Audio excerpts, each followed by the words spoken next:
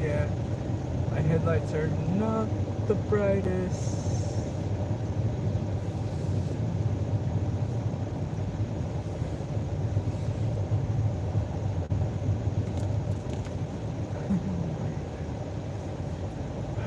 I am in Brigham City, Utah.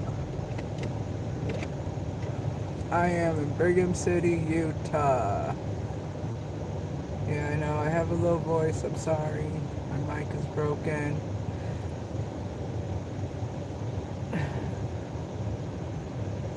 That's why I put something on the radio, because people can't hear me.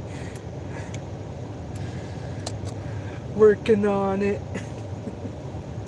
But thanks for letting me know.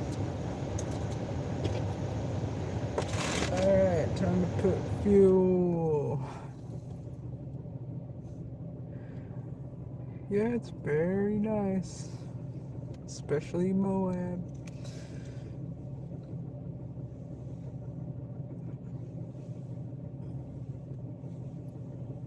No, just do drives to work and drives just around Salt Lake. You know, just for fun. Yeah, I'm gonna have to do that.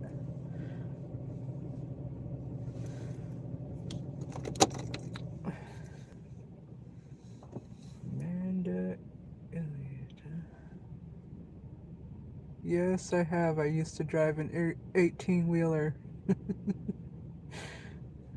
I've been as far as Miami, Florida. That's how far I've driven in a 18 wheeler.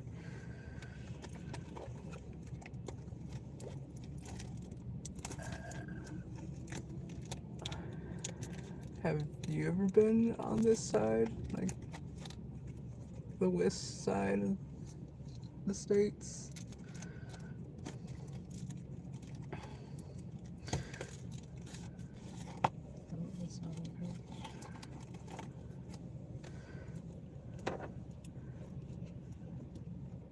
Ooh, is it warm over there? It's cold over here. It's supposed to snow again.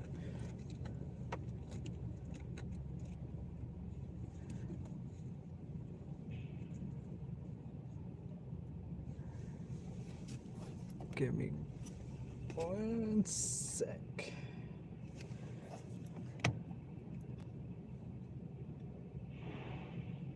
Nice. Do you go to the beach a lot?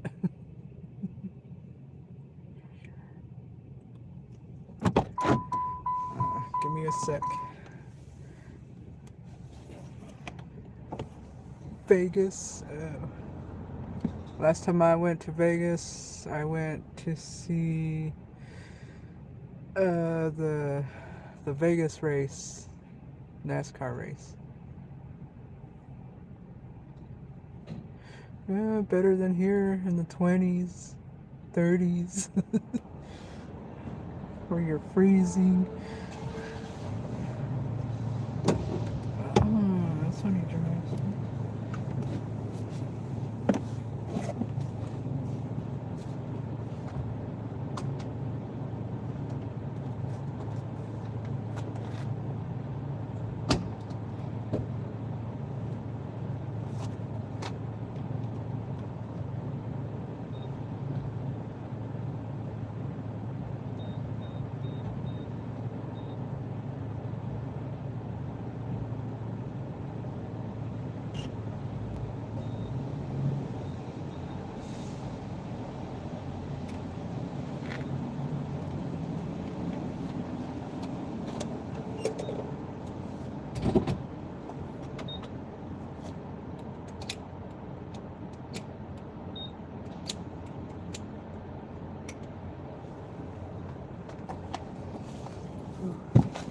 Okay.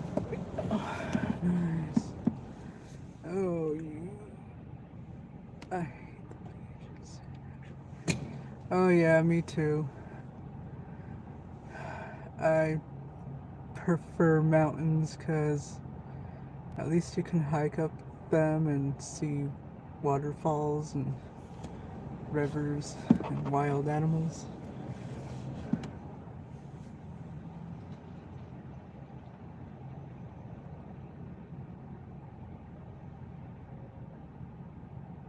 Yeah, well, where I used to live in Brigham here, trails are just like right there. And you'd always see deer and wild turkeys, fox. So, maybe you should think about moving to Utah. I mean, I like the north part of Utah. Yeah, it is. And who wants to walk around with people's stuff hanging out? I'd rather be covered up.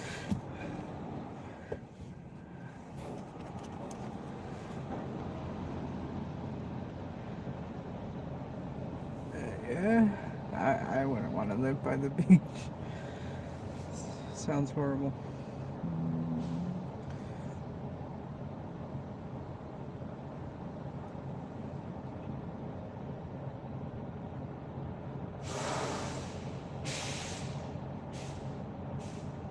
Oh, nice, nice. That's one thing I haven't tried.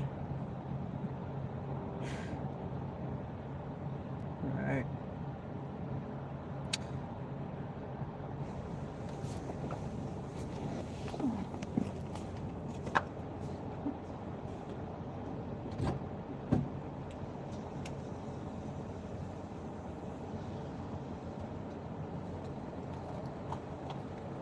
No seats?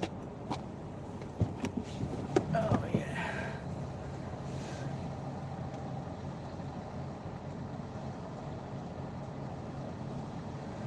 Yeah, it does get hot here in summer, but not as hot as south in Utah. We're south of Utah. There's a lot of hiking places, camping places. I don't do lakes because I don't like being around people. It's too much. People can be rude. Yeah, I wear layers. It is. It's really nice. Very nice. Well, see ya.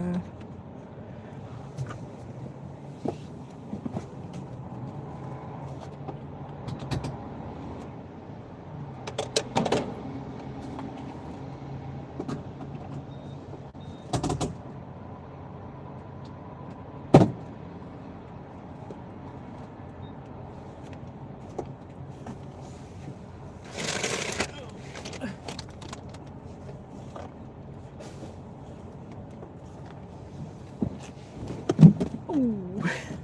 Yeah.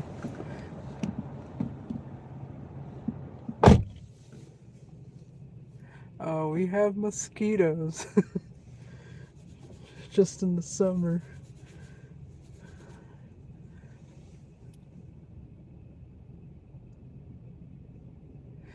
That's nice. But I'm not the only one. Yeah. People can be mean.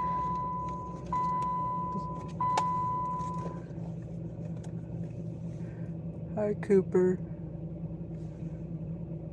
Just chit-chatting with the man.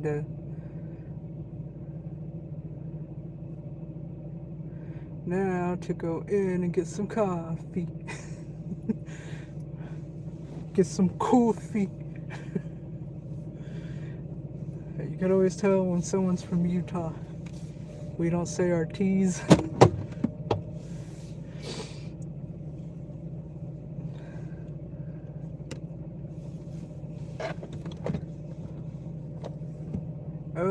No, not here. They're small. Can easily control it.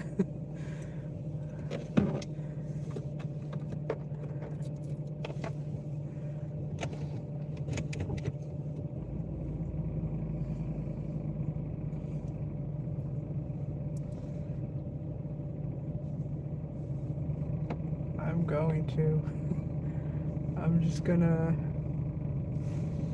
I'm gonna just park a little closer so I can walk in. I will be back, you guys.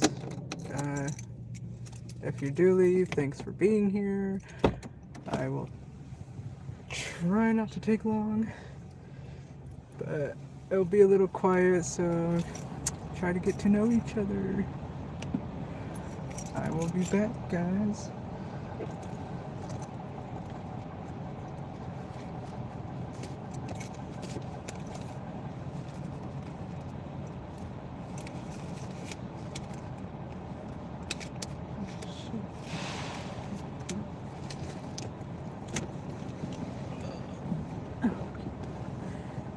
Hey, Henry, hey.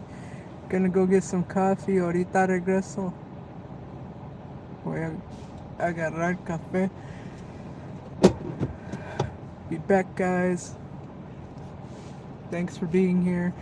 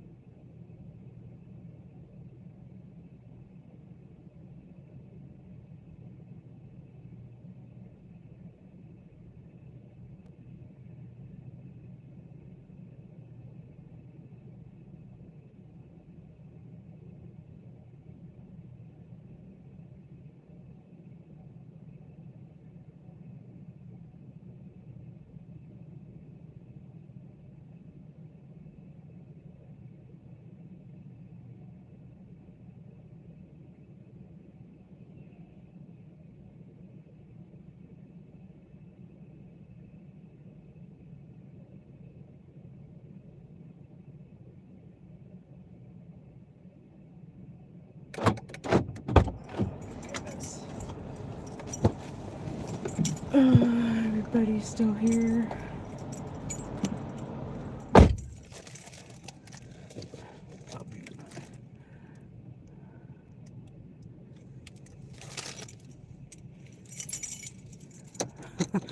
Didn't see that. Sorry.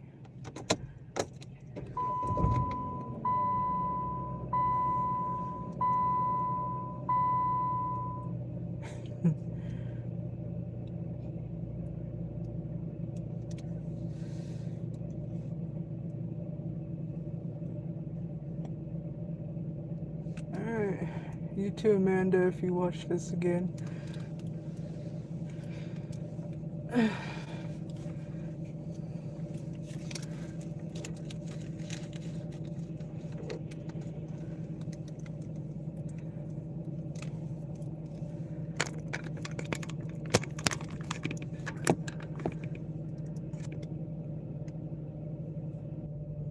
Philippine Sea there. It was the largest of all carriers of all time, and a number of naval support ships and aircraft. And apparently they said these flying saucers came out of the ocean at high rates of speed. That's right. Everybody ready? And there were some that they said flew from pole to pole. That's right, yes. Flying saucers dealt a very heavy defeat to Byrd's Operation High Jump. He gave a report in March of 1947 that said a new enemy had been discovered that could fly from pole to pole in an instant. And they would leave these contrails. Now, normally contrails only last for what, like 10, 15 minutes? Yes, right. Well, actually what happened was there were satellites that caught a contrail from one pole to the north to the south. In 2018 they found it. Really? So this backs up Byrd's claims That's that they were true. able to do this, that they had the technology. So this is 70 years later, so this new satellite image captured the contrail, which for it to stay there from pole to pole and not dissolve into the atmosphere, Right. this, whatever aircraft made the contrail would have to be going Mach 10. Well, here's some more information on that. It extended over the entire length of the It's Earth, starting to longitudinally, from the snow. North Pole to the South Pole, which is 12,000 miles. It's a seeming impossibility because it meant that some object was able to traverse the entire planet from pole to pole in a matter of minutes before the contrail disappeared. Whatever created that was going beyond Mach 10. Mach 10 is over 70,000 miles per hour. This was probably going much, much faster than that. So whatever it was something that more than likely we've never seen before. Now, it's really interesting because, again, you're talking about when we compare this to the UFO report that came out a few weeks ago. It only goes back to 2004. And that, basically, the conclusion of that report was My lights are back down now. Chinese weapon. China didn't have something to fly pole to pole in 1947. Nobody does now, as far as we know. Exactly. And again, that just kind of solidifies. And like this was a operator witnessed what he says that he saw. Again, he only spoke to the It should be a nice drive. It's Sunday. There's nobody in a rush going to work. A few weeks ago, when they really started taking these things seriously. So when they talked to the Chilean press at the port there, he didn't deny the heavy casualty reports, but Admiral Byrd revealed in that press interview that Task Force 68 had encountered a new enemy that could fly from pole to pole at incredible speeds. He said that in the journal. He did, yeah. And it's in that journal. And so they say where he detailed about the aliens that were Let's go.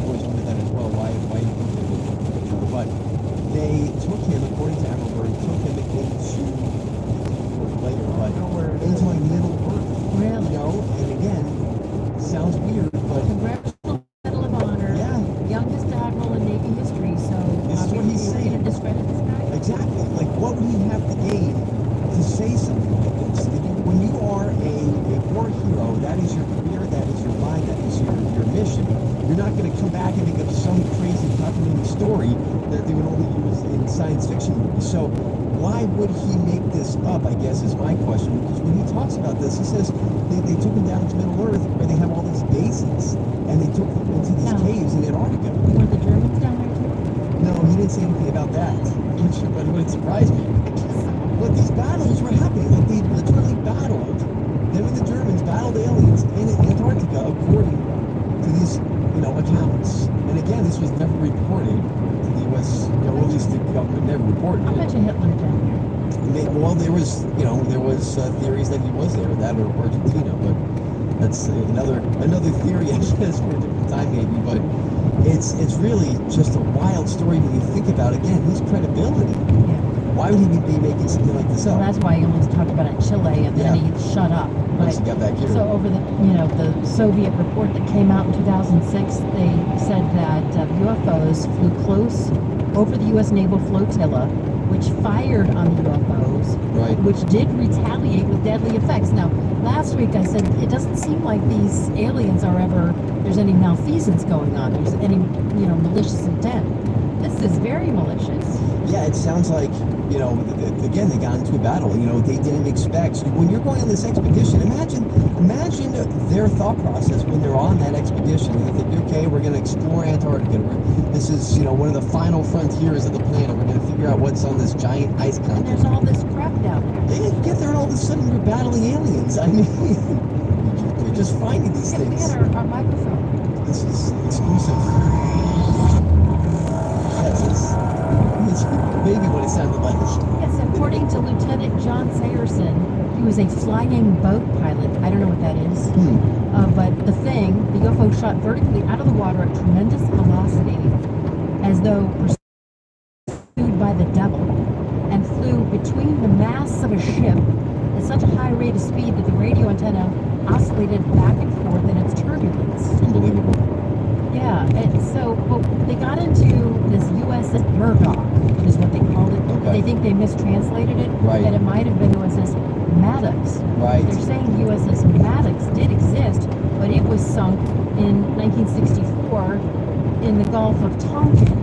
But so maybe there's some sort of a military cover-up about the USS Maddox that it was sunk in the Antarctica during this Operation Hijack. There's so many questions left unanswered with this story, which is why we wanted to talk about it today, because it really is, it's wild. I mean, That's a destroyer. That's hard to take down. right. So you're talking about, again, you're going to explore, you end up coming across aliens, Germans, battles, you're fighting on the gunship, they're firing back at you, and then you're talking about with Admiral Byrd, where he had this encounter with these aliens. They're taking you down into their, it sounds like Lord of the Rings, Middle Earth, the Hollow Earth, if you will, and seeing this advanced civilization, how they're able to come in and out because they're living in the Earth according to his accounting in his journal. So, is there some type of passageway through the center of the Earth? I know it sounds crazy.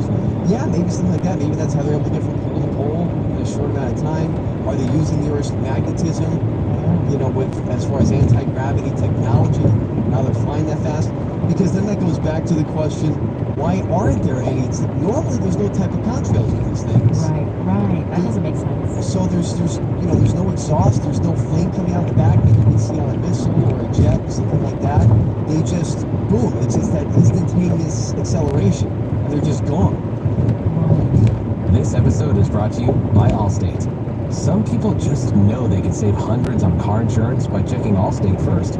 Like you know to check the date of the big game first before you accidentally buy tickets on your 20th wedding anniversary and have to spend the next 20 years of your marriage making up for it.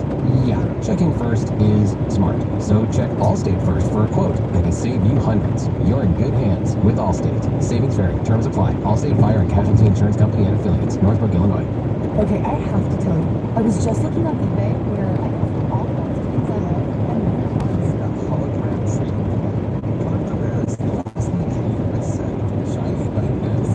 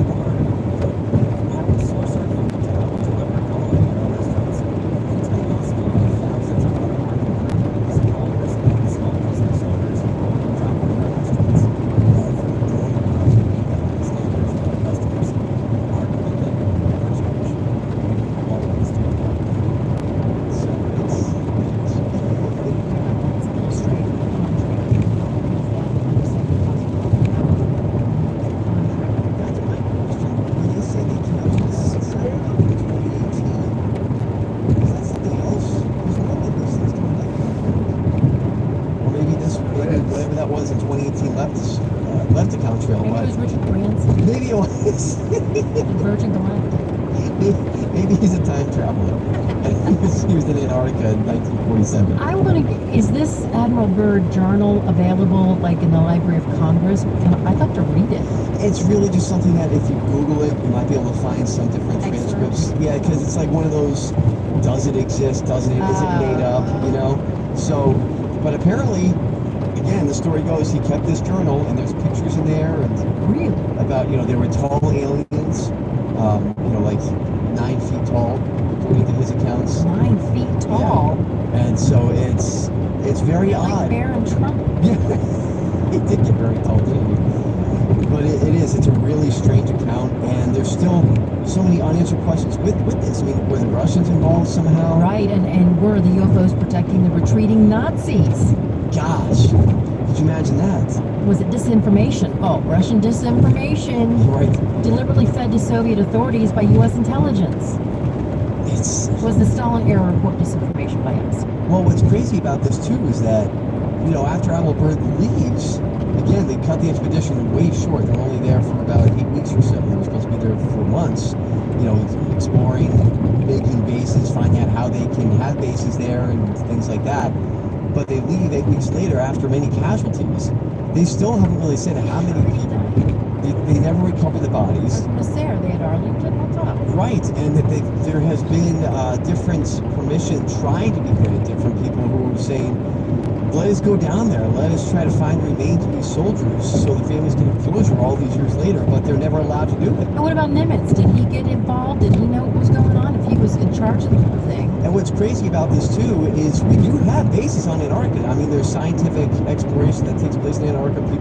Scientists live there, you know, they study the No, I remember the environment. lady that got breast cancer. They had to like airlift her out of there. Right, so I mean, it's not like, you know, we've never gone back there, but it just makes you wonder what happened in that particular area. And if all of this is BS, right, let's say for whatever reason, Admiral Byrd decided, let's make up this fantastic story about a battle with aliens and them taking me to Hollow Earth and showing me their civilization, why would you do that? Let's just assume that it is BS. What would he have to gain Yeah, right. by doing that? Yeah, it would be this is supposedly the first known battle between the United States military and an unknown UFO fleet. Now, last week we told you about how a UFO was over an air base in Montana and all the nukes froze. Right, yeah, at Malmstrom Air Force Base, and they did that twice. And it's interesting because, you know, that was 20 years later after Admiral Byrd in Antarctica. And what's interesting about that is they always seem to, by then, I mean the UFOs, or in this case UAPs, always seem to go after some type of nuclear capability.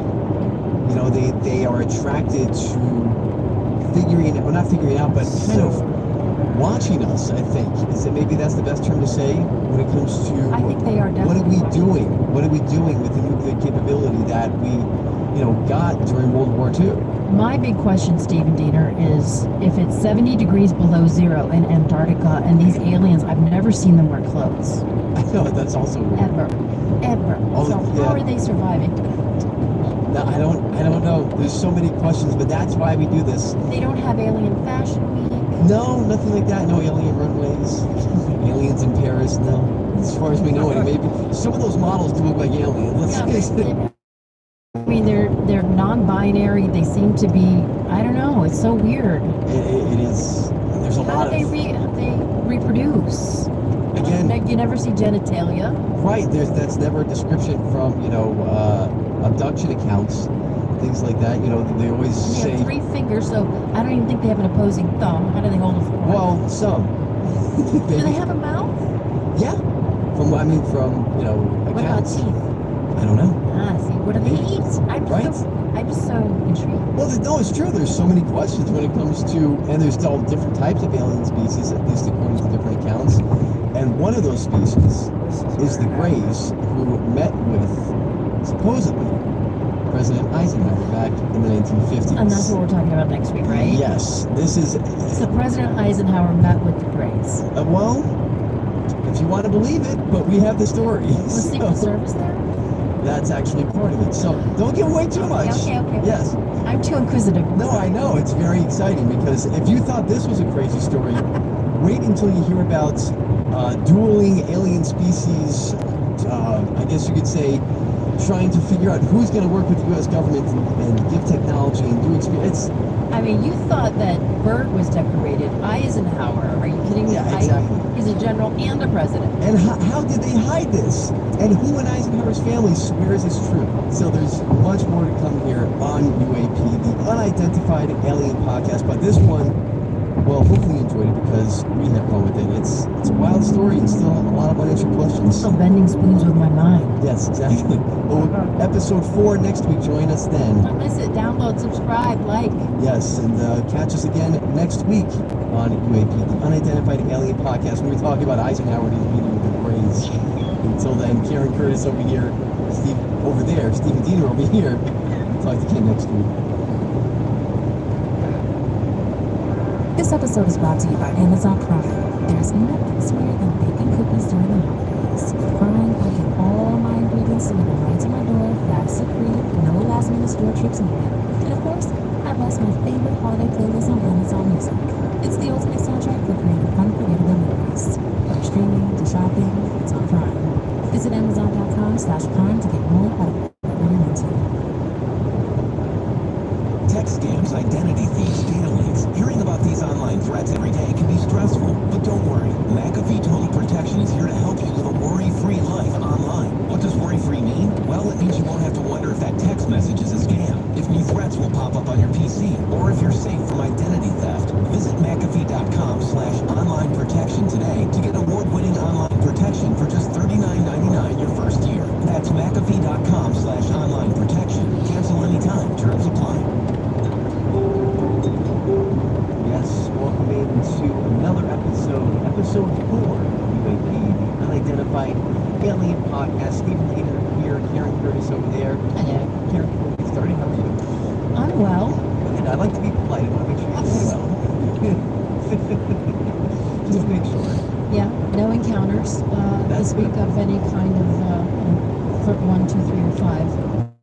That's good. We're actually, just as a bonus today, because, well, there's everything we do has a reason throughout the show. We actually have rhyme and reason here. It's not happiness. Right, so when we tell you about the different encounters and the levels of alien encounters, it's going to be for a reason. But before we get to that, I'm just going to jump right into it here today because there's so much information and so many stories that are just kind of eye-popping and eyebrow-raising and also makes you think this cannot be true. Like, look, you guys are crackpots. You can't really believe this. But the stories here today, which is what we mentioned last week, presidents and aliens, U.S. presidents and aliens. And there's been a lot, believe it or not, you've never heard before, a lot of encounters and maybe, quite possibly, Karen, even meetings between aliens and presidents. So that's what we're going to get into here today. Big time. And of course, there's Ronnie. Well, I don't suppose we can wait for some alien rich to come down and trap us. Little Ron Reagan there. So Ronald Reagan, of course, President Reagan, had inside information from the CIA and NASA. He was told that aliens do exist, apparently. That's what he said. He couldn't just come out and say it without breaking national security rules. So instead, he kind of subtly hinted at it Right. as he met with world leaders and he spoke to the nation. Our differences worldwide would vanish if we were facing an alien threat from outside this world. And yet I ask you, is not an alien force already among us? Yeah, and he made that speech at the UN. Yes. The UN, I guess a General Assembly, whatever you want to call it, for all the countries and everything. And it really makes you wonder, I mean, what did he know? I mean, is that just, an innocent hypothetical because he's trying to get the point across about working together for world peace? Or was that like a little nod? Well, I think we could take some sort of tidbit from this and that we're all humans. So, in terms of race and all of that, we're all the same. Right. When you think about if someone was going to come in from outer space, then really we're all humans. But apparently Reagan said that he knows that there was a small percentage of other presidents at the UN that knew about the existence of aliens. So he was counting on, other people also agreeing with him. Right, well, it's true. And it's really, I heard something very interesting one time because I'll bring Bill Clinton into this. Stories go anyway that Bill Clinton was very interested in aliens. He wanted to know all about it, wanted to know about Roswell, what, we had hidden on the bases, and what does the CIA know, and all these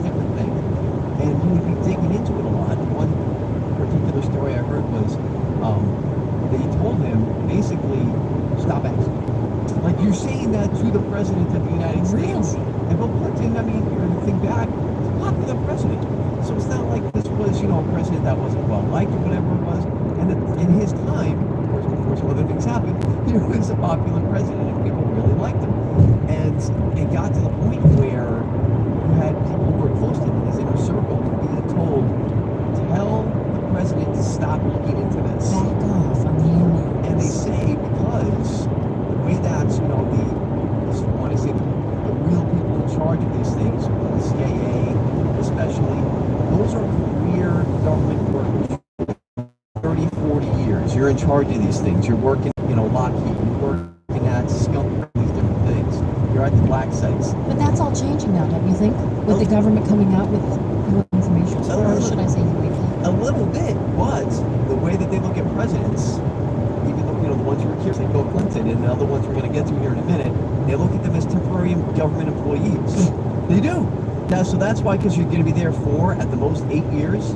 So they figure, well, we're not going to tell you that much because you're not going to be here that long. And so a lot of times, presidents, they might find out some, but a lot of times they don't know everything. Well, you decide. The moon honeymooner star Jackie Gleason. He was best friends with Richard Nixon, which, by the way, I did a podcast on Full Rigor. Was that right? About Tricky Dick and living in Key Biscayne and all the shenanigans that went on there with Bebe Rebozo. Oh my, Bebe. So anyway, the report in the National Enquirer, which I also did a Full Rigor podcast on, number 83. Yes, one of your other podcasts. That's right. About inquiring minds want to know. But according to the National Enquirer, Jackie Gleason was invited by Richard Nixon to see proof of extraterrestrials at Homestead Air Force Base. Yeah, this is one of my favorite alien stories. My most favorite one we're going to get to yet still here during the show today. But this one is just, it's like fantastical. Like, it doesn't seem like it would be real, and some people say it's not, but listen, that's for you to decide, because Richard Nixon, again, one of these presidents who, according to the stories, actually did know things about aliens. And Jackie Gleason, and this is a fact, was way into aliens, UFOs, UAPs, and trying to figure out what's real. I mean, come on, Tricky Dick, tell me what's going on. So they would play golf all the time, like you said, and he would always ask him, come on, you gotta tell me, show me the aliens, tell me something. And the story goes, one day, or one night, Richard Nixon, when he was down in South Florida, because Jackie Gleason lived in Miami, when he was down in South Florida, left the residence, left the Secret Service behind, and drove his car. And 2 years before he died, this would have been Jackie Gleason's wife. Right. And she wrote an article, or maybe somebody else penned it for her in the National Enquirer, saying that she'll never forget the night in 1973 when my famous husband came home, slumped white-faced in an armchair, and spilled out the incredible story to me. And that's essentially how it happened. Beverly Gleason. Beverly Gleason. And so, how did he get to that point? Well, Richard Nixon asked him, come in the car, let's go. Where am I going? I can't tell you. He ends up driving down to Homestead Air Force Base and says, hey, I'm the President of the United States, let me in. And he takes him, deep into the bowels of this base on Homestead and says, want to know about the aliens? There you go. And shows Jackie Gleason. Richard Nixon, story goes, that's what his wife told, that when he told him, he was never the same. Like, he never got out of his mind. It bothered him for the rest of his life. And quite frankly, she says that he wished he never saw it because it really bothered him. He couldn't even fully describe it because it was so unbelievable. So that, if you want to believe it, go ahead. I don't put it out of the question. I mean, she tells the story. It was the first thing I got from Jackie Gleason that this happened. There's no proof that there's aliens stored at Homestead Air Force Base. Sure, of course not. It cannot be proven whether or not the former president showed these said aliens to the honeymooner star either. But actually, the Nixon administration staff member, Frank Gannon, he said that Nixon didn't seem to believe in aliens at all, and when pressed, the former president on the subject rolled his eyes, like Brooks Koepka. Right, yeah, sure. But I think that he had a diary, though. So, I don't know, it may have confirmed it. There was an official Nixon diary that confirms that he certainly did meet with Gleason in Florida in 1973. So you make up your own mind. I mean, the way I look at it is, what would Beverly Gleason, Jackie Gleason's wife, what would she have to gain by making a story like that up? Like, why would you even come out and risk people looking at you funny if because that's always been the stigma behind when you talk about UFOs, UAPs, aliens, which is why we started doing this, because finally that stigma is going away with the UFO, the report that came out from the government last month. And they didn't talk about all these things in those reports. They only went back to 2004. So, we want to cover all those things that you don't hear about, that you haven't heard about, that just a casual news observer, you probably never heard this story before. So that's what we like to do, is tell you, yeah, this may or may not have happened, but according to Beverly Gleason, this happened. And I'll tell you, the National Enquirer, which started right here in Lantana, That's right. it broke many stories that turned out to be true.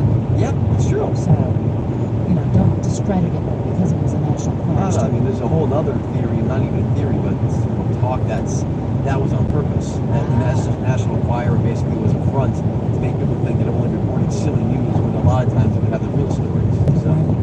And speaking of silly, Shirley MacLaine, Oh, yeah. Oscar winner. She gave an interview on WNYC's Leonard Lopat's. No, actually, no. In 2007 on why star beings are so interested in the Earth, and that several U.S. presidents have told her about aliens. So here's old Shirl. Carter and I have talked about this. He had his own encounter. He wrote about it. Well, people like Kennedy, the U.S. Air Force assures me that UFOs pose no threat to national security. I like that approach. He knew they were there. He wanted to know what they were. He was not afraid. Reagan had his encounters. There you go. So again, with Reagan, and you wonder why he talked about that in front of a UN assembly, and she mentions Carter there too. Carter famously was really one of the first presidents to actually say, I have had encounters with UFOs. I mean, now we call them UAPs because that's kind of the government term, but it was always UFOs. That's the common So term. it's unidentified. Flying objects. No, but but a UAP, unidentified aerial phenomenon, but for us, it's unidentified alien podcast. So, but yeah, Jimmy Carter filed a report with the International UFO Bureau. That's I right. didn't even know that existed. Yeah, he says he saw a UFO. September 1973, he claimed that he had seen a UFO in October of 1969. He was waiting outside the Lions Club meeting in Leary, Georgia, about 7:30, and there were like 12 other people with him, so they all witnessed the same thing. How about that? It was very bright object, changing colors. It was about the size of the moon and shaped like a peanut. No, I'm just kidding. I see what you did there. The peanut farmer. So he reported that the object hovered about 30 degrees above the horizon and then moved in toward the Earth and away before disappearing into the distance. He later told a reporter that after the experience, he vowed never again to ridicule anyone who claimed to have seen a UFO. And then when he said in his presidential campaign, if I become president, I'm going to look into all this crap. That's right. And he wanted to. And again, we go back to what they said to Clinton. Sorry, you're a temporary employee. We're not telling you everything you want to know. Okay, I have to tell you. I was just looking on eBay, where I go for all kinds of things I love, and there it was. That hologram trading card. One of the rarest. The last one I needed for my set. Shiny like the... Designer handbag of my dreams. One of a kind. eBay had it, and now everyone's asking. Ooh, where'd you get yours? Windshield wipers. eBay has all the parts that fit my car. No more annoying. Just beautiful. Whatever you love, find it on eBay. eBay. Things people love. The Volvo XC60 plug-in hybrid is about performance. Not just on the road, but in life. With not only trunk space, but room to make memories. It's electric, with a backup plan, where the only speed that matters is how fast you can slow down. The Volvo XC60 plug-in hybrid.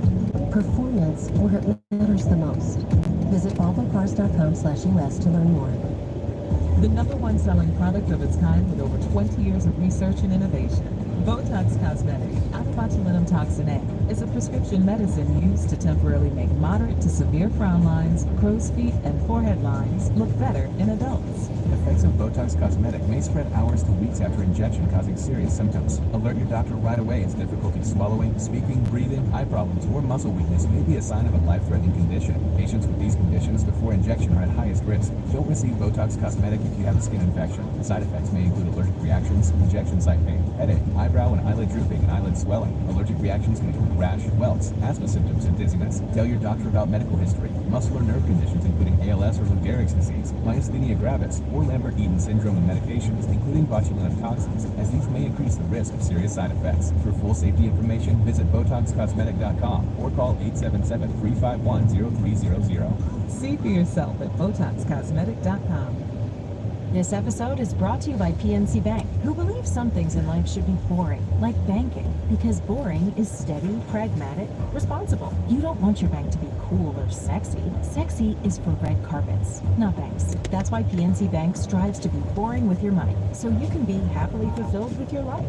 PNC Bank, brilliantly boring since 1865. Brilliantly boring since 1865 is a service mark of the PNC Financial Services Group, Inc. PNC Bank, National Association, member FDIC. He backed away from his pledge, saying that it was defense implications and would pose a threat to national security if they released some of the information. Its own security. Let's be honest. What the heck? So another president, and this is why we're doing the whole podcast, was Dwight D. Eisenhower. Before he was president, and while he was serving in World War II, he apparently saw, and I didn't know this was a thing, Foo Fighters. I thought it was just a group, a band. Right, I know, right. This is where they got their name from. This is so interesting. So here's what he saw during World War II before he was president. December 13th, 1944. Commander of Allied forces in Europe, Dwight Eisenhower, nearly a decade before he's elected president, issues a press release acknowledging that unidentified objects are interacting with Allied planes called Foo Fighters. There you go. So we're not talking about Dave Grohl and, Learn to Fly and Everlong and all those songs. This is what they called UFOs during the war. They didn't really know what else to call them. Why they called them Foo Fighters, not exactly sure. Maybe FOO stood for Flying Observed Object. I'm not really sure, honestly. Or if somebody else knows, you can let us know. You can, email the station if you'd like on 850.